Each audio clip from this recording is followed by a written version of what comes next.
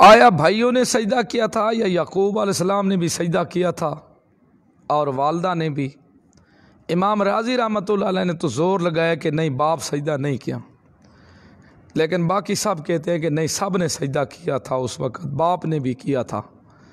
لیکن بات یہ ہے اللہ کے کاموں میں کوئی آدمی جان پہچان نہیں کر سکتا، اس کے ہر کام کے اندر حکمت ہے۔ عجیب جو بھی کام ہے اس کا ہر حکمت بھرا ہے۔ یہاں تکبر سے چلنا جائز نہیں ہے، لیکن جب تک بیت اللہ کے پاس جاؤ گے تکبر نہیں کرو گے حج بھی قبول نہیں ہے۔ یہاں ننگے وجود ویسے جسم ظاہر نہیں ہے، لیکن وہاں چادر کے ساتھ نماز پڑھتے ہو۔ اللہ کے ہر حکم میں کوئی نہ کوئی حکمت ضرور ہے۔ بہرحال امام راضی زور لگاتے ہیں کہ اس کے باپ نے سجدہ نہیں کیا، باقی مفسر کہتے ہیں سجدہ کیا، باقی حقیقت اللہ ہی بہتر جانتے ہیں۔ بہرحال بھائیوں نے تو سجدہ کیا تھا نا، یہ سجدہ تعظیمی تھا، پہلی شریعت میں جائز تھا۔ ہماری شریعت میں سجدہ تعظیمی بالکل حرام ہے، کسی قسم کا سجدہ جائز نہیں۔ ہماری شریعت کے اندر کسی کو جھک کے ملنا ہی حرام ہے۔ بعض لوگ کہتے بڑے آ جاتے ہیں، مولوی ہو پیر ہو، لوگ جھک جاتے ہیں، او جی بسم اللہ، قطعاً جائز نہیں۔ اس طرح اپنے سینے سے ملو، اس طرح سیدھے رہو، پیشانی صرف اللہ کے آگے جھکانی، اور کسی کے آگے پیشانی جھکانے کی قطعاً اجازت نہیں۔ لوگ آج کل یہ جو درباروں کے اوپر تھوڑا جھک جاتے ہیں، یہ یا بزرگ آ جائے پاؤں کے اوپر ہاتھ رکھنا، پیشانی جھکانا، یہ حرام ہے۔ آج دنیا میں دیکھو کتنے بڑے بڑے ملا قسم کے پگڑیاں، بڑے بڑے سفید داڑیاں، لیکن عوام کو قدموں کے اوپر جھکائے ہوئے ہیں۔ یہ خنزیر ہیں، جھکانے والے بھی اور جھکنے والے بھی، یہ دونوں قرآن و سنت کے باغی ہیں۔ اگر شریعت ہوتی تو اسلام میں زندہ رہنے کے قابل نہیں تھے یہ لوگ۔ سجدہ صرف اللہ کے لیے، تب تو نماز بھی پڑھنی ہے۔ اگر سجدہ تم نہیں کر سکتے، کسی چیز کو اٹھا کے یہاں نہ لے آؤ، ویسے تم اشارہ کر دو، لیکن چیز کو اٹھا کے پیشانی تک لے آنا جائز نہیں ہے۔ اس لیے ہماری شریعت کے اندر یہ چیزیں ناجائز ہیں۔ اسی باقی کافی چیزیں ہیں، جیسے ایک محفل میں سب لوگ بیٹھنے والے ہوتے ہیں، اور ایک محفل لگی ہوئی ہے جس میں روزانہ بیٹھتے ہیں، اور بعض کوئی بڑا آدمی آ جاتا ہے روزانہ جو آتا جاتا ہے محفل میں۔ ایک تو آتا ہے نا کبھی کبھار کوئی آتا ہے بندہ اٹھ کے ملتا ہے، وہ علیحدہ بات ہے۔ ایک ہے محفل میں ہر وقت بیٹھے، وہ جاتا ہے گھر، پھر آتا ہے پھر لوگ کھڑے ہو جاتے ہیں، پھر جاتا ہے پھر لوگ کھڑے ہوتے ہیں۔ یہ شریعت میں بھی ناجائز ہے۔ اللہ کے رسول نبی کریم صلی اللہ علیہ وسلم جب تشریف لے آتے صحابہ کھڑے ہو جاتے، آپ صلی اللہ علیہ وسلم نے سختی کے ساتھ منع کیا، آئندہ میرے لیے کھڑے ہونے کی اجازت تمہیں نہیں ہے۔ اگر کھڑنا عبادت ہوتا، اٹھ کے ایسے ہر وقت ایسی عبادت بنا ہوتا، سب سے پہلے صحابہ یہ عبادت کرتے۔ رسول اللہ کبھی منع نہ کرتا، آپ صلی اللہ علیہ وسلم نے منع کر دیا۔ اس لیے جو تمہارا بڑا ہو، نیا آدمی آئے اس کو ملے بندہ کوئی شک نہیں، لیکن ایک بار بار محفل میں آنے جانے والا ہے، اس کے لیے کھڑا ہونا شرعاً جائز نہیں ہے، ناجائز ہے۔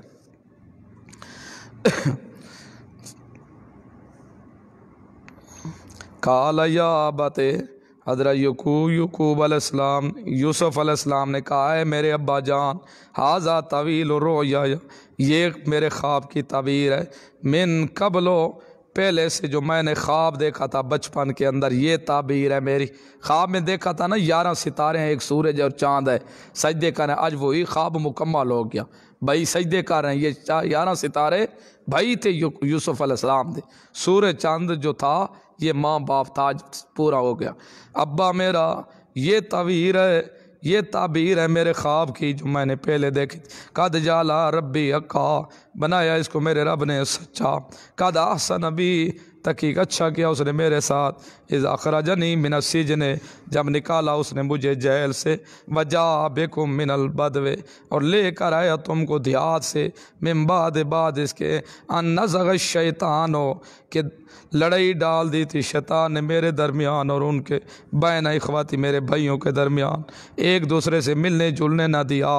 ان ربی، بے شک میرا رب لطیف بریک، تدبیریں جاننے والا ہے، ہر خبر اس کی بریک بین ہوتی ہے۔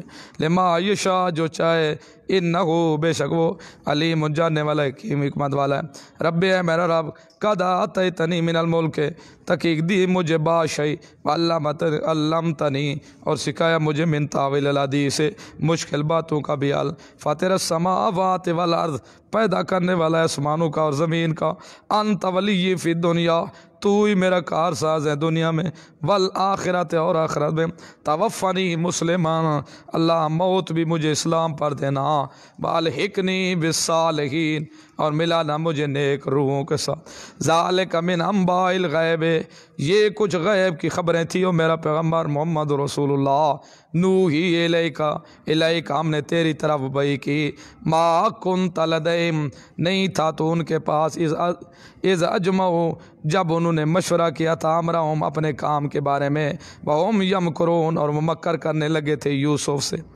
یہ خبریں ہیں غیب کی، یہ دو باتیں سب، ایک آپ صلی اللہ علیہ وسلم عالم الغیب نہیں تھے، یہ غیب کی خبریں ہم نے آپ کو بتائی۔ دوسرا ما کنت لدیہم اذ اجمعوا امرہم وہم یمکرون تو وہاں موجود نہیں تھا جب وہ تدبیریں کر رہے تھے، یہ نفی ہو گئی آپ صلی اللہ علیہ وسلم سے حاضر ناظر ہونے کی۔ آپ صلی اللہ علیہ وسلم نہ عالم الغیب ہیں، نہ آپ صلی اللہ علیہ وسلم حاضر ناظر ہو گئے۔ اور تیسری بات، آپ صلی اللہ علیہ وسلم اللہ کے سچے رسول ہیں، کیونکہ یہ ماضی والی خبریں صحیح معنی تو سنا سکتا ہے تو پیغمبر سنا سکتا ہے، یہ بھی آپ کی رسالت کے اوپر صداقت کی دلیل ہے۔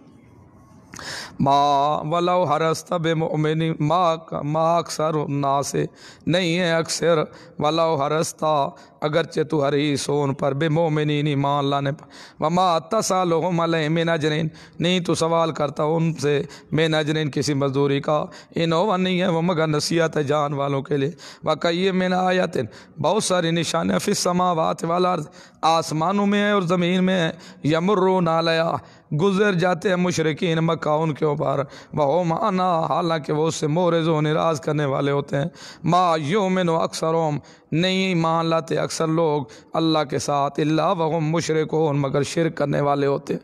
اکثر لوگ ایمان والے جو کلمہ گو ہوں گے لیکن ہوں گے اکثر مشرک۔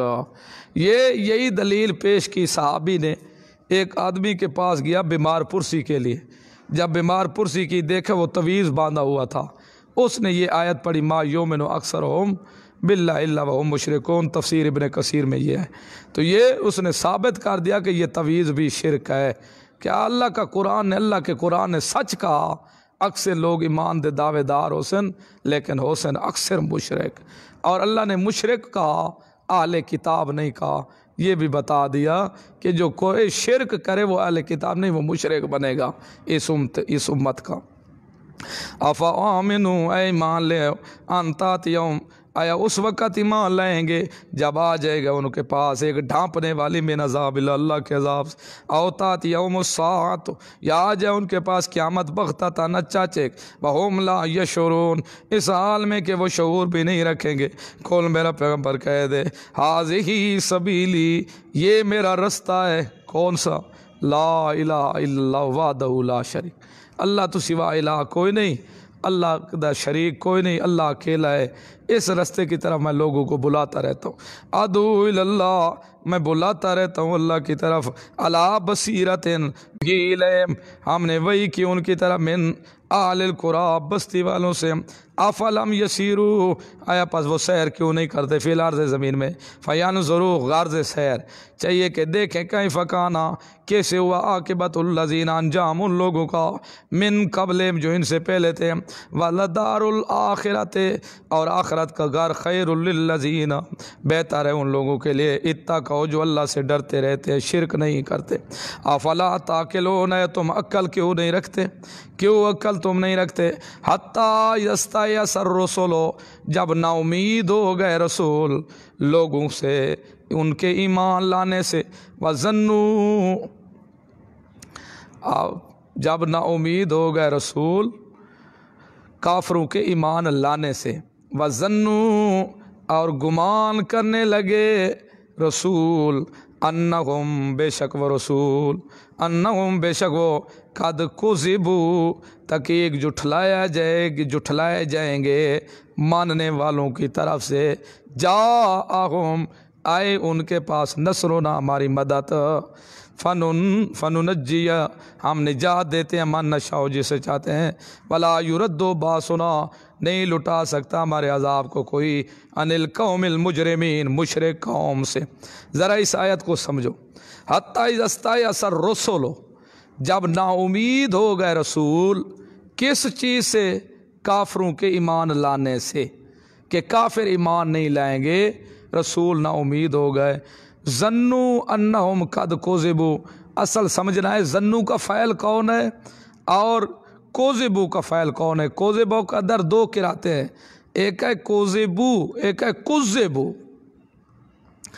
ظنوا کا فعل بناؤ رسول کو اور کذبوا کا فعل بناؤ رسول کو، پھر معنی اس طرح بن جائے گا، جب نا امید اذا استیأس الرسل جب نا امید ہو گئے رسول کافروں کے ایمان لانے سے، ظنوا گمان کرنے لگے، کون؟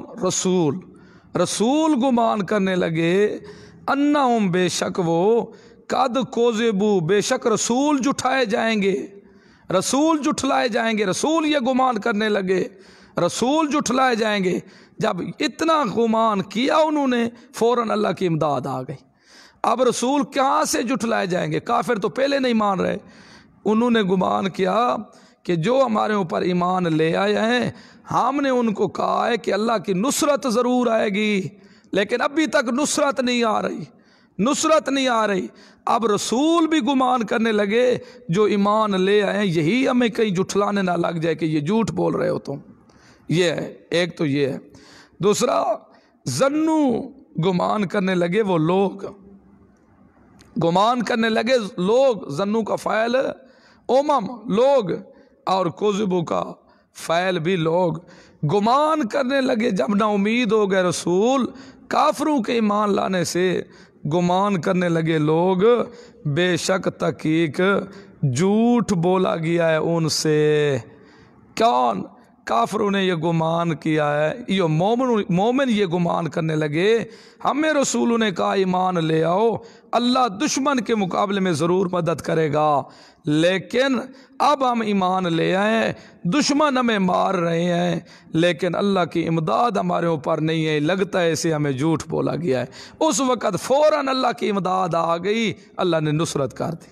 یہ مطلب چلو اور بھی ہیں لیکن زیادہ توجیہات یہی صحیح ہے۔ لقد کان فی قصصہم، تحقیق ہے انبیاء کے قصوں میں، عبرۃ لأولی الالباب، عبرت صاحب عقل والے لوگوں کے لیے، ما کان حدیث یفترا، نہیں ہے کوئی بات گھڑی ہوئی، ولیکن تصدیق الذی، لیکن تصدیق کرتی ہے الذی اس چیز کی، بین یدہ جو اس سے پہلے ہے، بتفصیل کل شیء، اور کھول کھول کر بیان کرنے والا ہے قرآن ہر چیز کو، وہدن ہدایت ہے، ورحمتن اور ماننے والوں کے لیے رحمت ہے، لقوم یؤمنون ایمان لانے والی قوم کے لیے ہدایت بھی ہے رحمت بھی ہے۔ ہر چیز کو کھول کھول کے قرآن بیان کرتا ہے۔ یہاں سے آئے بدعتی حضرات، انہوں نے کہا دیکھو جی قرآن کہتا ہے میں ہر چیز کھول کھول کے بیان کرتا ہوں، تو لہٰذا معلوم ہوا رسول عالم الغیب ہے، علم غیب بھی کھول کے بیان کر دے۔ تو یاد رکھو یہ کل حقیقی، یہ استغراقی نہیں، یہ استغراق عرفی ہے، جو چیزیں شریعت کی ضرورت تھی وہ کھول کے اس نے بیان کر دی۔ اللہ عمل کی توفیق عطا۔